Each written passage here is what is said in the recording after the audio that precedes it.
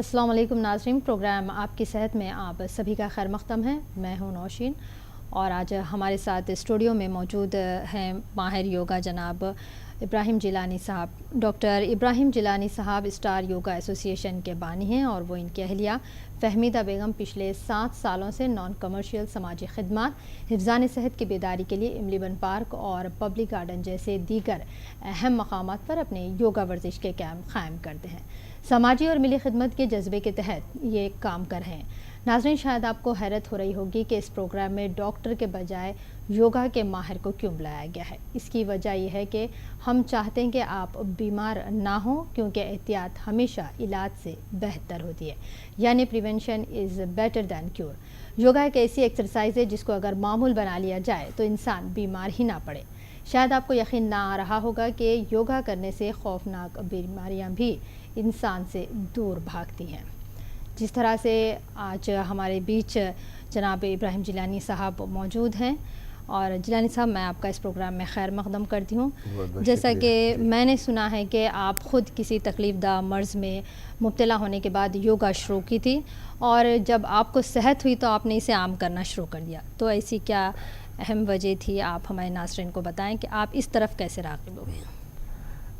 बिस्मिल्लाहिर्रहमानिर्रहीम, अल्हम्दुलिल्लाह अल्हम्दुलिल्लाह नहमदु व नुसल्ली अला रसूलिल करीम। आप सभी हज़रात को अस्सलामु अलैकुम व रहमतुल्लाहि व बरकातहू। मैं जब सऊदीया से वापस आया था तो मुझे लो बैक पेन था। बहुत सारे ट्रीटमेंट कराने के बाद इफ़ाक़ा नहीं हुआ मुझे, तो मेरे एक दोस्त ने मुझे मशवरा दिया था कि मैं योगा ज्वाइन करूँ। योगा ज्वाइन किया, फिर उसके बाद में मैं उसको नज़रअंदाज करते हुए मैं तवज्जो नहीं दिया, लेकिन मैं देखा कि इसमें किसी किस्म की मेडिसिन का इस्तेमाल नहीं हुआ है।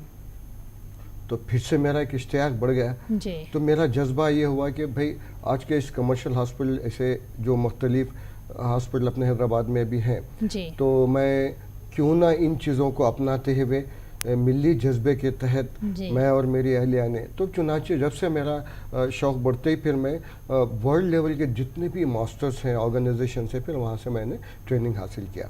फिर ट्रेनिंग हासिल करने के बाद फिर उसमें से अच्छे ऐसे पर्टिकुलर किस्म के आसन जो बीमारियों को कंट्रोल कर सकते हैं। योगा एक टोटली रिजमेंटल थेरापी है। सेहतमंदी के लिए रोज़ाना 1 घंटा वर्जिश बहुत ज़रूरी होती है, लेकिन हुज़ूर सल्लल्लाहु अलैहि वसल्लम ने हमें कदम कदम पर रहनुमाई फरमाई है। हमारी नमाज़ों के अंदर जो हिकमत है वो गैर मामूली हिकमत है। जैसे हम सलाम फेरते हैं, रुकू में जाते हैं और क़ैदे में जाते हैं, सजदे में जाते हैं, गैर मामूली क्यों। तो फिर वहीं पे ये बात भी बताई गई कि भाई खुशी खुशी के साथ अगर इंशाल्लाह किया जा सकता है तो इंशाल्लाह बहुत सारी बीमारी पे हम कंट्रोल कर सकते हैं जी। तो बहरहाल ये गैर मामूली एक मेरी एक अप्रोच ऐसा है कि मैं ये चाहता हूँ कि छोटी मोटी तदाबीर के ज़रिए, वैसे भी इलाज ग़िज़ाओं के ज़रिए होता है, इलाज दवाओं के ज़रिए होता है, इलाज तदबीर के ज़रिए होता है। तो योगा में जैसे फिजियोथेरापी है, नेचुरोथेरापी है, कलर थेरापी है, एक्यूप्रेशर है, एक्यूपेंचर है, तो वैसे योगा भी एक रिजमेंटल थेरापी है।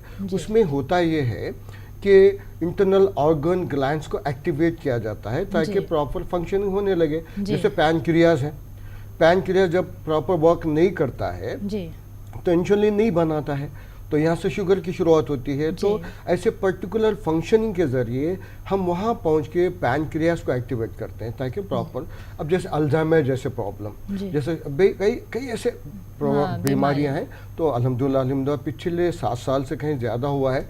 मुख्तलिफ हैदराबाद से हट के डिस्ट्रिक्ट में भी, अदर स्टेट्स में भी हमारे प्रोग्राम्स होते रहते हैं। बस मेरा जज्बा ये है कि अब हमारी ज़िंदगी आखिरी लम्हात में बेबस मजबूर ना हो जाए, हम सेहतमंद रहते हैं। तो मैं ये पूछना चाहूँगी आपसे कि सेहत के बुनियादी उसूल हैं क्या? जिस तरह से एक इंसान को सेहतमंद रहना चाहिए, तो उसके क्या बुनियादी उसूल हैं? बड़ा अच्छा सवाल है आपका, इंतहाई इंटरेस्टिंग सवाल है। सेहत के बुनियादी उसूलों में सबसे पहले पाकी सफाई जी। गैर माम आप गौर कीजिए उस ज़माने का माहौल कैसा होता होगा। आप सल्लल्लाहु अलैहि वसल्लम ने पाकी सफाई पर इंतहाई अहमियत, बल्कि आप सल्लल्लाहु अलैहि वसल्लम मिसवाक के बारे में जो अहमियत बताई है, उसी तरह फिर दूसरे नंबर पे आता है वर्जिश, एनी टाइप, किसी टाइप की भी, वॉकिंग, जॉगिंग, स्विमिंग, ये साइकिलिंग, लाइक। उसके बाद में फिर आता है आपकी ग़िज़ाएँ, फिर लास्ट में आता है काम और आराम जी। तो जैसे मैं बात बताया आपको, फिर वर्जिश वर्जिश 1 घंटा वर्जिश अगर आप की जाए तो फिर हुज़ूर सल्लल्लाहु अलैहि वसल्लम ने हमें कदम कदम पे रहनुमाई फरमाई। आपने वाज़ेह तौर पे बात फरमाई कि तुम्हारे जिस्म को 3 हिस्सों पर तकसीम किया गया है। जी। एक हिस्से में फूड, एक हिस्से में पानी, एक हिस्सा खाली जो ऑक्सीजन के लिए है। जी। तो ऑक्सीजन की तरफ हम तवज्जो देते ही नहीं हैं। जी। आप यकीन जानिए, इन्हें अगर हम सुबह सुबह उठ जाते हैं तो गैर मामूली जो ऑक्सीजन हमको जो मिलती है, इंशाल्लाह मैं आपको आगे बात करते हुए बताऊंगा कि एक आदमी को कितनी ऑक्सीजन दरकार है, उसके कितने पैसे होते हैं। तो लंग्स को जो हम एक्टिवेट जो डेली करते हैं, तो इसके करने के एक्टिवेट करने के क्या तरीके हैं? रियली बड़े अच्छे सवाल आप कर रहे हो, अच्छा लग रहा है मुझे। देखिए, जब हम हॉस्पिटल में ज्वाइन हो जाते हैं, खुदा ना करे वक्त ना आए, तो सबसे पहले आपको ऑक्सीजन दी जाती है। जी, तो उसका मतलब ही यही होता है कि आपके lungs is not working properly. तो जितनी ऑक्सीजन हार्ट को देना है वो नहीं दे रहे, तो आपको बैरूनी तरीके से ऑक्सीजन दी जा रही। जब आप सुबह में अगर आप आ जाते हैं किसी भी खुली जगह में, और मेरे पैकेज में मैंने जो तैयार किया है 6 अलग अलग तरीक़ों से लंग्स को एक्टिवेट किया जाता है उसमें, तो मैक्सिमम ऑक्सीजन हमारे जब बॉडी में आ जाती है और लंग्स प्रॉपर एक्टिवेट करने लगते हैं, तो ब्लड सर्कुलेशन के लिए ऑक्सीजन की शदीद ज़रूरत है जी। तो ये बहुत इंपॉर्टेंट होता है। चुनाचे मैं आपको बात करना भी ये चाहूँगा, एक आदमी को 24 आवर्स में कम से कम जो है 3 सिलेंडर्स की ज़रूरत पड़ती है, और एक सिलेंडर की कीमत 700 से 800 रुपये। तो मतलब ये है कि 2400 रुपये की ऑक्सीजन आपको। तो ये अल्लाह ताला ने जो नेमतें दी हैं, इनको हम यूटिलाइज़ करना चाहिए, इस्तेमाल करना चाहिए, बस यही बातें तो लंग्स को एक्टिवेट करते हैं मुख्तलिफ तरीके से जी। तो जिस तरह से आपने बताया कि एक इंसान को 3 सिलेंडर ऑक्सीजन की ज़रूरत होती है, तो दिन भर में जो वो ऑक्सीजन लेता है, तो सुबह की हवा उसकी सेहत के लिए ज़्यादा बेहतर जी। तो जिस तरह से देखा जा रहा है कि आजकल का जो माहौल हो गया है, इसमें खाने पीने का जो तरीक़ा हो गया है, और काफ़ी कुछ तरीक़े खाने पीने के बदल भी गए हैं, तो इससे ओबेसिटी के प्रॉब्लम्स भी ज़्यादा पैदा हो रहे हैं। तो ओबेसिटी जो आजकल के अफराद में ज़्यादा पाई जा रही है, तो इसको योगा से इस पर किस तरह से कंट्रोल किया जा सकता है? हाँ, बड़ा अच्छा सवाल है। अच्छा लग रहा है मुझे कि इन्हें आज के मौजू के मुताबिक, आज के हालात के मुताबिक इंतहाई इंटरेस्टिंग सवालात हैं। ये मेरी क्लास में सारे लोग इसी किस्म के आते हैं, ओबेसिटी वाले आते हैं, अल्जाइमर, शुगर, बीपी, फला ऐसा। तो ओबेसिटी स्पेशली एक्सेस फूड की वजह से होती है जी। फिर आपको हुज़ूर सल्लल्लाहु अलैहि वसल्लम ने वाज़ेह तौर पे आपने फरमा दिया है कि अभी भूख बाकी रहे और खाना छोड़कर उठ जाना है जी। तो ये बातें अहमियत की होती है जी। फिर आप सल्लल्लाहु अलैहि वसल्लम ने वाज़ेह तौर पे फरमाया कि मोमिन एक आंख से खाता है और दूसरे 7 आंख से दूसरे खाते हैं। तो बहरहाल ये बातें होती हैं, तो हम इन चीज़ों पे ध्यान दें। और एक्सेस फूड क्या होता है, जैसे आपको इतनी, अगर आप वर्किंग मैन है, वर्किंग वूमेन है, कितने कैलोरीज की आपको ज़रूरत होती है, वो कैलोरीज जानना बहुत ज़रूरी होता है। अगर आप एक्सेस फूड खाते हैं, क्यों तो अभी हम जायके की तरफ हम ज़्यादा ध्यान देते हैं, तो हमें रग़बत हो जाती है, तो हमको जितना सफिशिएंट ग़िज़ा थी उससे हट के हमने खाया है, तो यहाँ से हम ओबेसिटी की शुरुआत होती है। तो हमारी जो ग़िज़ा है उसमें कितनी कैलोरीज हमें लेनी चाहिए, और कैलोरीज की क्या अहमियत है जो हमारी सेहत से? बहुत अच्छे सवाल कर रहे हैं आप, मुझे अच्छा लग रहा कि देखिए, कैलोरीज का जो हिसाब है, लेडीज़ के लिए 1800 कैलोरीज, और जो वर्किंग मैन है, जो फिजिकली भी जो काम करते हैं या टेबल वर्क भी जो करते हैं, तो 2300 2200 कैलोरीज की ज़रूरत पड़ती है। कैलोरीज वो होती हैं, जैसे मैं मिसाल दी गई है कि भाई 1 ग्राम में 4 कैलोरी। जैसे आप एक फुल्का बना रहे हैं तो वो 1 ग्राम में 4 कैलोरीज हैं। अगर आप ऑयल का इस्तेमाल करते हैं तो वो 8 कैलोरीज हो जाती हैं। इस तरह से जब कैलोरीज बढ़ जाती हैं तो वो एक्सेस फूड हो जाता है, तो फिर आप उसको बर्न भी नहीं करते हैं, यहाँ से फैट की शुरुआत हो जाती है, ओबेसिटी की शुरुआत हो जाती है जी। तो इसमें योगा वर्जिश के ज़रिए शुगर जैसा जो मौजी मर्ज़ है, जो अक्सर लोगों में देखा जा रहा है, आजकल नौजवानों में भी पैदा हो गया है ये मर्ज़, तो इस पर कैसा हम काबू पाएँ? क्या योगा के ज़रिए इसको कम किया जा सकता है या नॉर्मल रखा जा सकता है? जी बिल्कुल। इतने पर्टिकुलर आसन मेरे पैकेज में है, जैसे मैं नाम बताऊंगा, धनुरासन है और पवन मुक्त आसन है और भुजंग आसन है। ये ऐसे पर्टिकुलर आसन है जो प्रॉपर हमारे ऑर्गन ग्लैंड तक वहाँ पहुँचते हैं, और उसका इफेक्ट हमारे, अभी जैसे मैं बात करते हुए कर रहा था, आपको बता रहा था कि भाई हमारा ये राइट साइड पे हमारा पैनक्रियाज है। ये देखिए आप, मैं आपको बताना चाहूँगा, ये देखिए, ये ह्यूमन बॉडी में ये हर आदमी को ये जानना ज़रूरी होता है। ये राइट साइड पे हमारे ये लीवर है, ये येलो कलर का जो नज़र आ रहा है, ये आपका ये पैनक्रियाज है। या यहाँ पे बढ़े पता है। जी। तो हम ये फॉरवर्ड बेंडिंग के ज़रिए हम उसको एक्टिवेट करते हैं। अच्छा, जब वो पैनक्रियास। एक्टिवेट होता है पैनक्रियास तो प्रॉपर ऑक्सीजन बनाने लगता है, तो उसको अलग अलग तरीके से हम कर लेते हैं। तो मेरा और हमारे पास महीनावारी जो है कैंप्स भी होते रहते हैं मेडिकल जी। कैंप्स में। तो जब लोग हमारे पास ज्वाइन हो जाते हैं तो हम उनको बताते हैं कि भाई आप जब शुरू आए थे तो इतनी शुगर थी, जब आप कंटिन्यू कर रहे हैं तो अल्हम्दुलिल्लाह जो है इतना फ़र्क पड़ा है। तो सारा रिकॉर्ड मेंटेन करते रहते हैं। तो ये सारी चीज़ें एक आदमी को जानना बहुत ज़रूरी होता है कि हमारी बॉडी में ऑर्गन कहाँ है, ग्लैंड्स कहाँ है, उसकी फंक्शनिंग क्या है, बहुत ज़रूरी होता है। तब आपको अहमियत बढ़ जाती है उसकी। तो शुगर की बढ़ने की जो शुरुआत है वो पैनक्रियास के सही वर्क ना करने की वजह से है। बिल्कुल। और यही बातें हैं। और फिर आपने खाना तो खाया है एक्सेस फूड, अच्छी एनर्जी वाला, लेकिन आप उसको बर्न नहीं कर रहे हैं। और खुसूसकर हमारे हैदराबाद में, आप शायद आपको भी पता है कि इंडिया में हमारा हैदराबाद नंबर 1 है शुगर में। जी। तो हमारी जो लग्जरी लाइफ है उसकी वजह से ये सारी चीज़ें की शुरुआत होने लगी है अभी हमारे पास। तो बड़े अच्छे एक्सरसाइज, बड़े अच्छे आसन हैं हमारे पास योगा में, अल्हम्दुलिल्लाह उससे इफाका हो जाता है, कंट्रोल हो जाता है। सच्चाई है इन बातों में, मैं खुद प्रैक्टिकली तौर पे करवाता हूँ। और कई बार लोगों ने भी अपने अपने यानी लेटर हेड के ऊपर अपने लिख के हमको दिया है, वो रिकॉर्ड भी हम मेंटेन कर रहे हैं। जी। तो जिस तरह से शुगर के ताल्लुक से आपने ये बात बताई है, तो दिल की बीमारी की जिनको शिकायत होती है या फिर बीपी, जो जिनको शिकायत होती है बीपी और दिल की बीमारी वाले अफराद, तो जब वो योगा की वर्जिश को अपनाएंगे तो उनके लिए कितना बेहतर होगा? सबसे इम्पोर्टेंट बात कार्डियोवास्कुलर डिसीज, जी। दिल की बीमारियों का ताल्लुक फिर से वही बात आती है, ग़िज़ाएँ, जी। नॉनवेज के इजाफा, जी। नमक के ज़्यादती, ऑयल का रेशियो, मिठाइयाँ, ये सारी चीज़ें ये मुकम्मल तौर पे आपको बीपी की तरफ लाते हैं। जी। अब बीपी को कंट्रोल करने के लिए हमारे पास योगा में ऊस्त्रासन जी। इतना बेहतरीन पर्टिकुलर है कि हमारे बॉडी के जो स्पेशली जो आर्टरीज हैं, जी। जैसे मिसाल दी गई कि एक सम है पानी का, खाली सादा ही इस पानी वक्त है। डॉक्टर साहब हमारे पास एक कॉल आ रही है, ये कॉल लेने के बाद हम हार्ट के ताल्लुक से जो आप बता रहे हैं इस पर बातचीत करेंगे। अस्सलाम वालेकुम। जी जी, अपना नाम बताएं और बताएं कि आप कहाँ से बात कर रहे हैं। सैयद अजहर हुसैन जी, तालू से बात कर रहा हूँ। जी, आपका सवाल?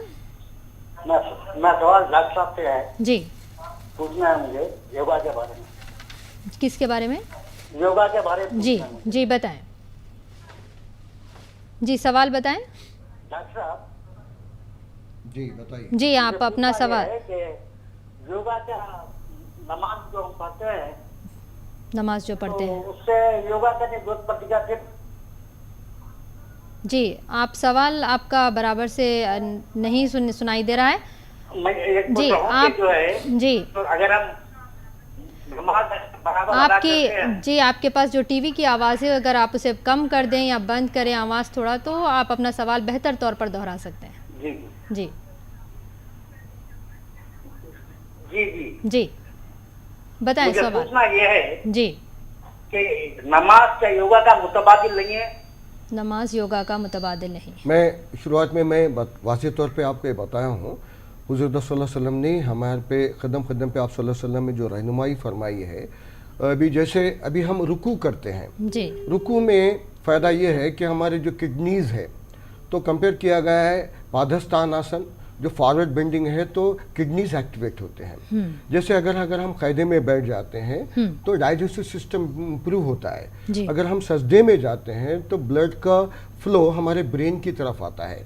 लेकिन योगा एक थेरेपी है, एक रिजिमेंटल थेरेपी है जिसमें हम इक्विपमेंट्स का इस्तेमाल नहीं करते हैं और ऐसे पर्टिकुलर फंक्शन करते हुए, जैसे मैं आपको बता रहा था, पर्टिकुलर फंक्शन करते हुए, जैसा ब्रेन है हमारा, ब्रेन को कैसे एक्टिवेट करना है, तो एक ऐसी अजीब व गरीब वाइब्रेशन लाते हैं हम, जिसकी वजह से ब्रेन की जो कैपिलरीज में प्रॉपर ऑक्सीजन वहाँ पे मिलने लगती है, ब्लड का फ्लो होता है। तो खुदा ना करे, खुदा ना, ऐसी कोई बात नहीं है, लेकिन जो ही हमारी इबादतें अगर खुशू और खुजू के साथ अगर पढ़ी जाए तो इंशाल्लाह इन चीज़ों की हमको इतनी ज़रूरत भी नहीं पड़ेगी। जी, तो डॉक्टर साहब आप हमें हार्ट के जो पेशेंट्स रहते हैं उनके ताल्लुक से बता रहे थे। हार्ट के पेशेंट के लिए स्पेशली हमारा मिसाल ये दी गई कि अभी जैसे नॉर्मल में एक आदमी का जो ब्लड सर्कुलेशन होता है नीचे से ऊपर की तरफ होने लगता है, तो हम सीटिंग पोस्चर में हमारे जो स्पेशली जो आर्टरीज हैं, जी। आर्टरीज में कोरोनरी आर्टरीज बहुत इंपॉर्टेंट होता है। जी खुदा ना करे अगर वहाँ ब्लॉकेजेस हो जाए, जी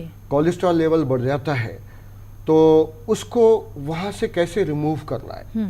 तो इतना पर्टिकुलर आसन है। अभी रिसेंटली अपोलो हॉस्पिटल के डॉक्टर विजय ऐसा कुछ नाम था, विजय दीक्षित ऐसा कुछ नाम था, उनके सामने भी मेरा एक प्रोग्राम हुआ था, तो उनसे भी तो उन्होंने इसको बड़ा रियलाइज़ किया जी। कि यानी सच्चाई में ये बात है कि आपकी जो फंक्शनिंग है उससे हमारा जो कोरोनरी आर्टरीज है वो बराबर एक्सपैंड होता है, जी। प्रॉपर ब्लड की क्वांटिटी हार्ट को मिलने लगती है। अच्छा। तो इंशाल्लाह हम चीज़ों को उससे बचा जा सकते हैं। जी।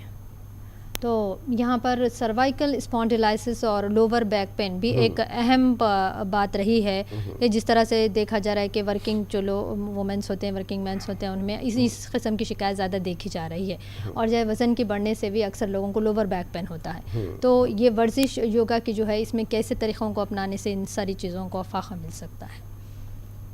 हमेशा ये बात याद रखिए कि किसी भी एक ही पोस्चर में अगर आप बैठते हैं, उमन MNCs में जैसे आप सिस्टम पे बैठते हैं 6-6, 8-8 घंटे, तो लाइफ लॉन्ग धीरे धीरे आपका सर्वाइकल और स्पॉन्डिलाइटिस लंबर 4, लंबर 5 ये धीरे धीरे इफेक्ट होने लगता है। जी। अभी शुरुआत में 3-4 सालों में तो उसका पता नहीं चलता है जी। लेकिन धीरे धीरे कैसे भी वर्टेब्रास में या फिर कभी ऐसा हो जाता है कि ऑस्टियोआर्थराइटिस या फिर ऑस्टियोपोरोसिस से ऐसे हालात में आपकी हड्डियां नरम होने लगती हैं। तो बोलने का मतलब ये है कि आपको पोस्चर कभी भी करेक्ट होना चाहिए जी। आप अगर फॉरवर्ड बेंडिंग आप ऐसे करके बैठते हैं तो वहाँ गैप इंक्रीज हो जाता है जी। यहाँ पर डॉक्टर साहब, यहाँ पर एक और कॉल हमारे पास आ रही है जो आपसे कुछ पूछना चाह रहे हैं। अस्सलाम वालेकुम। वालेकुम अस्सलाम जी। आप अपना नाम बताएं और बताएं। मैं सबा बात कर रही हूँ, नाम पर लिखते हैं जी। जी मैडम, मेरे को हाइपोथायराइडिज्म है। हाँ। तो ये योगा से कम होता है क्या? इसमें वेट भी बहुत ज्यादा गेन हो गया है जी। तो कौन सी एक्सरसाइज और योगा? जी जरूर आपको आपके सवाल का जवाब दिया जाएगा। हाइपोथायराइड जो है उस आपने पहला थायराइड के बारे में बात कही है। बहुत इंपॉर्टेंट ये ग्लैंड है हमारे थायराइड का, जो हमारे हार्मोन्स को बैलेंस करके रखता है जी। आयोडीन की कमी की वजह से ये थायराइड का प्रॉब्लम, थायराइड जब हो जाता है तो आप दुबले भी हो सकते हैं, मोटे भी हो सकते हैं, भूख लगती भी है, भूख नहीं भी लगती है, यहाँ तक कि हेयर फॉलिंग भी होने लगती है थायराइड की वजह से। बाज जब हार्मोन इम्बैलेंस होते हैं तो बाज हालात में लेडीज को हेयर्स भी आने लगते हैं। तो बहरहाल हार्मोन्स का बहुत इंपॉर्टेंट है, ये बात याद रखेंगे। पर्टिकुलर हमारे पास योगा में इतने बेहतरीन किस्म के एक्सरसाइज, एक एक्सरसाइज है ये खत्म, एक जिसमें हम किसी भी तरह का इक्विपमेंट इस्तेमाल नहीं करते, टोटली रिजिमेंटल थेरेपी है। अल्हम्दुलिल्लाह यकीन मानिए हमारे कैंप पे बहुत सारे लोगों ने इससे फ़ायदा उठाया है। ये होता है सिंहासन होता है, उज्जय आसन होता है, ये पर्टिकुलर सुप्त वज्रासन होता है, ये पर्टिकुलर आसन हैं। आप इंशाल्लाह कभी हमारे क्लास में ऐसा मौका दिया जाएगा, आप लोग तशरीफ़ लाइए वहाँ पे, इंशाल्लाह बहुत सारी चीज़ें आपको अमली तौर पर बताई जाएंगी जी। जिस तरह से हम बात कर रहे थे डॉक्टर स्पॉन्डिलाइसिस और बैक पेन के ताल्लुक से, तो आप हमें बता रहे थे कि किस तरह से हमारी सिटिंग पोजीशन होनी चाहिए, किस तरह से हमारा वर्क करने का जो तरीक़ा होता है, इन सारी चीज़ें भी अहमियत रखती है। तो हम क्या इन चीज़ों को अपना सकते हैं जिससे ये सारी बीमारियां, ये जो है अहम बीमारियां, वो ना हो? सर्वाइकल स्पॉन्डिलाइटिस में जब इसकी ज़्यादती हो जाती है तो चक्कर भी आने लगती है जी। और अब लोअर बैक पेन के लिए भी योगा के अंदर इतने पर्टिकुलर आसन है, प्रैक्टिकली तौर पे हम इनको करवाते हैं जी। कई ऐसे लोग जो एक्सीडेंटली बाज़ हालात में जो लंबर 4, लंबर 5 एकदम वहाँ पे जो डिस्क होते हैं, हमारी जो स्पाइनल कॉर्ड है 32 अलग अलग वर्टिब्रास और उसके बीच बीच में डिस्क होता है। तो रॉन्ग पोस्चर की वजह से फिर जब आप एज 40 क्रॉस करते हैं तो आपको मोटे गद्दों पे नहीं सोना है। अच्छा। ऑफिशियली भी आप जब आप वर्क करते हैं तो आपका पोस्चर ऐसे होना चाहिए। सोने का तरीका भी आप सल्लल्लाहु अलैहि वसल्लम ने जैसे वाज़े तौर पे राइट हैंड आप सर के नीचे और शोल्डर और हेड का जो डिस्टेंस है उतना ही पिलो लेना है। अच्छा। ये बहुत इंपॉर्टेंट होता है। जब आप 40 क्रॉस करते हैं तो मोटे गद्दों पे नहीं सोना है। मोटे गद्दों पे सोने की वजह से भी जो लेडीज़ हैं या डोमेस्टिक हैं, लेडीज़ हैं या वो उनको भी लोअर बैक पेन हो जा सकता है जी। तो आजकल की जो मसरूफ़ ज़िंदगी है, इसमें सेहत से मुतालिक हमें किन किन बातों से एहतियात करनी चाहिए? क्या ऐसी बातें होती हैं जो हमारी रोज़मर्रा की ज़िंदगी में हम अपनाते हैं लेकिन सेहत की तरफ ध्यान नहीं देते? हाँ, तो क्या ऐसी बातें होनी चाहिए जो सेहत पर हम ध्यान दें? हाँ, मैं बड़ा अच्छा सवालत कर रहे हैं आप। यानी सच्चाई है इन बातों में कि दौलत चली जाए, सब कुछ चले जाए, लेकिन अगर सेहत जाती है तो सब कुछ चला जाता है।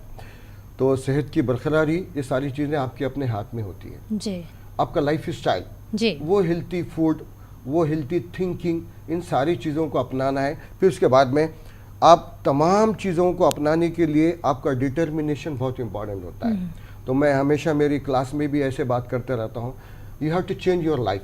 तो उसके लिए आपके इरादे बहुत ज़रूरी होते हैं। तो मैं एक बात करते रहता हूँ, साइकोलॉजी तौर पे इंकरेजमेंट देता हूँ कि तुम बढ़ाओ तो कदम, दूर नहीं है मंजिल, अज़्म पुख्ता हो तो हिम्मत भी खुदा देता है। तो इरादों से आप अपनी ज़िंदगी को चेंज कर सकते हैं, अपने एटीट्यूड को, अपने तरीक़ेकार को, अपनी ग़िज़ाओं को। अब नेचुरली तौर पे हमें ग़िज़ाओं से रग़बत होती है, लज्जत की तरफ हम ध्यान देते हैं, लेकिन सीधी सीधी ग़िज़ाएँ, जैसे अभी मैंने बताया आपको, यहाँ जो मेरे प्लेट में रखा हुआ है ये highly source of energy soybean है जी। सोयाबीन ये स्प्राउट्स मॉर्निंग आवर्स में, ये सोयाबीन, राजमा और मूंग और लोबिया, ये सब सारी चीज़ों को आप रात में पानी में भिगने डालना है, उसको सुबह में निकालना है, उसको बॉईल कर लीजिए या फिर पानी उसका स्प्रे करते रहिए, स्प्राउट्स निकाल लीजिए, मॉर्निंग आवर्स में जूसेस पिए, लंच में आप फिर दूसरे किसी किस्म का थोड़ा हेवी लंच कर दे सकते हैं आप। फिर उसके बाद में फिर डिनर आपका, जिस तरह से रमज़ान में 6 से 6:30 तक हम बैलेंस फूड की शक्ल इख्तियार कर रहे थे, मुख्तलिफ चीज़ें खाते हुए, इंशाल्लाह वो तरीक़ेकार को इन चीज़ों की तरफ ध्यान देंगे तो इंशाल्लाह आपकी सेहत इंशाल्लाह बरकरार जी। एक कॉल हमारे पास आ रही है। अस्सलाम वालेकुम। अस्सलाम वालेकुम जी, लगता है शायद हमारी कॉल ड्रॉप हो चुकी है जी। ब्रेन हैमरेज जिन लोगों को मतलब जहनी बीमारी की, जैसे मेंटल टेंशन की वजह से कहा जाता है कि ब्रेन हैमरेज होता है, तो अगर ऐसे अफराद या फिर जिन लोगों को ब्रेन हैमरेज की शिकायत, मतलब जिस तरह से ब्रेन हैमरेज हो जाता है, बस कुछ लोगों को दिमाग में क्लॉट्स टाइप की जो चीज़ें हो जाती हैं, फिर उनका जहन जो है कमज़ोर हो जाता है, उनकी मेमोरी कमज़ोर हो जाती है, सोचने समझने की सलाहियत कम होती जाती। तो योगा में ऐसी कुछ एक्सरसाइजेस हैं जिससे इनके हफ़ाक़त? हाँ है, अल्हम्दुलिल्लाह। मैं आपको अभी वाज़ेह तौर पे, क्योंकि सीटिंग मेरा पोस्चर में, मैं यहाँ बता सकता हूँ जी। इम्पॉर्टेंट बात मैं अभी जैसे बता रहा था, ऑयल का रेशियो भी बहुत इम्पॉर्टेंट होता है जी। पहले तो नॉनवेज को कंट्रोल करना है, ये हमारी जो लेट अवर्स की जो दावतें हैं, हाईली सोर्स ऑफ एनर्जी जी। फिर हम उसके बाद में वॉक नहीं करते हैं, बैठ जाते हैं, फिर घर आते हैं, सो जाते हैं, आराम करते हैं, तो ये हाईली सोर्स ऑफ एनर्जी आपने खाया है, ऑयल का रेशियो आपका ज़्यादा हुआ है। आम जिंदगी में भी आपको सिर्फ 20 ml एक आदमी के लिए, और नमक का जो इस्तेमाल है सिर्फ 2 से 3-4 ml तक, उससे ज़्यादा नहीं। और 3 सफ़ेद चीज़ों को मना किया गया है, शक्कर के लिए, नमक के लिए और मैदे के लिए जी। तो जब LDL आपका जब बढ़ जाता है तो कोलेस्ट्रॉल लेवल जब धीरे धीरे ब्लड सर्कुलेशन के साथ साथ ब्रेन की कैपिलरीज में जब पहुंच जाता है, तो इनिशियल स्टेज में आपको ये हमारे जो ब्रेन की जो कैपिलरीज है वहाँ इस वक्त हमारे पास डॉक्टर साहब एक कॉल और लेते हैं और इस पर हम कॉल के बाद बात करेंगे जी। अस्सलाम वालेकुम जी, आपका नाम बताएं और कहाँ से आप बात कर रहे हैं? मेरा नाम मन्नान है, बोराबंद जी। बताएं आपका सवाल। इनके क्लास जो चल रहा है उनके बताएं यहाँ पर कहाँ पर है इब्राहिम जी। आपके क्लासेस के ताल्लुक से आप जानना चाहते हैं जी। आप देखिए, पिछले 7 सालों से हैदराबाद में इमलीबन बस डिपो है, वहीं पे इमलीबन पार्क है, ख़वातीन के लिए भी वहाँ पर्दे का नज़्म है और मेरी मिसेस भी रहती हैं। ख़वातीन के लिए वो सारे हम लोग अमली तरबियत देते हैं और हर महीना एक बैच की हमारी शुरुआत होती है। मुख्तलिफ यहाँ तक के पाइल्स के लिए, थायराइड के लिए, अल्जाइमर के लिए, शुगर, और अल्हम्दुलिल्लाह अल्लाह का करम है। ये मुझे यहाँ प्रमोट नहीं करना है, बल्कि सच्चाई जिन चीज़ों में हम उसको इख्तियार कर सकते हैं, अल हिकमतुल ज़ालतुल मोमिन, यहाँ ये बात बताई गई है कि भाई जहाँ पे अच्छी सी बात, जो फ़ायदे वाली बात है, हुदूद के अंदर उसको इख्तियार किया जा सकता है। बस ये योगा यही है जी। जी, तो आप बॉडी के पोस्चर और खान पान के ताल्लुक से बता रहे थे कि आप ये बताएं हमारे नाजरीन को बॉडी का पोस्चर किस तरह से होना चाहिए, इस पर हम थोड़ी सी बात पिछले मैं वो बात मैं थोड़ा बीच में ब्रेक हुआ है। मैं अल्जाइमर के और ब्रेन हेमरेज के बारे में आप पूछ रहे थे। यही ब्लड का सर्कुलेशन जब ब्रेन की कैपिलरीज तक पहुंच जाता है, कोलेस्ट्रॉल अगर वहाँ जमाता है, आप कोई फिजिकल फंक्शनिंग नहीं करते हैं, तो ये क्लॉट्स की शक्ल इख्तियार करते हुए शुरू में तो आपको भूलने की आदत हो जाती है। फिर शुरुआत में अल्जाइमर जैसे प्रॉब्लम, अल्जाइमर में ब्रेन की जो कैपिलरी से सिकुड़ने लगती है, भूलने की आदत होती है, तो उसके लिए हमारे पास सर्वांग आसन, जैसे मैं आपको बताया था कि नॉर्मल में हमारा ब्लड सर्कुलेशन नीचे से ऊपर की तरफ जाता है, तो अभी हम सर्वांग आसन करते हुए टोटली पैरों को ऊपर कर देते हैं और ब्लड के फ्लो को ब्रेन में लाते हैं। अभी यहाँ बैठे बैठे भी मैं आपको बताऊंगा, ये सिंपल चीज़ है। ये दोनों फिंगर्स पेशानी पे यहाँ रखेंगे आप और 3 फिंगर्स आंखों पे रखेंगे। सांस लेते ही कान को बंद कर देना है और जितनी आपने ऑक्सीजन ली है वाइब्रेट करते हुए ब्रीथ आउट करने से ब्रेन की जो कैपिलरी से उसमें शेकिंग होती है, वाइब्रेशन आता है। इंशाल्लाह इसको मामूल बनाइए, 10 से 15 मिनट तक करते रहिए। जितनी चीज़ें हैं आपको बताई जा रहे हैं इंशाल्लाह। ये देखिए, ये दोनों फिंगर्स, 3 फिंगर्स, सांस लेना है, कान बंद कर देना है, पूरी ऑक्सीजन आ गई है, complete breathe out with vibration.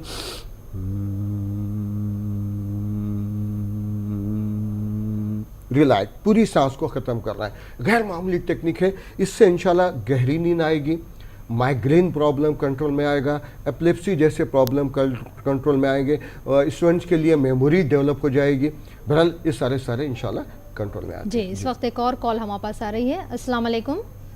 वालेकुम अस्सलाम। जी, बताएं आपका नाम और आप कहाँ से बात कर रहे हैं? मैं लखनऊ से बोल रहा हूँ, सिराज अहमद। जी, सवाल बताएं।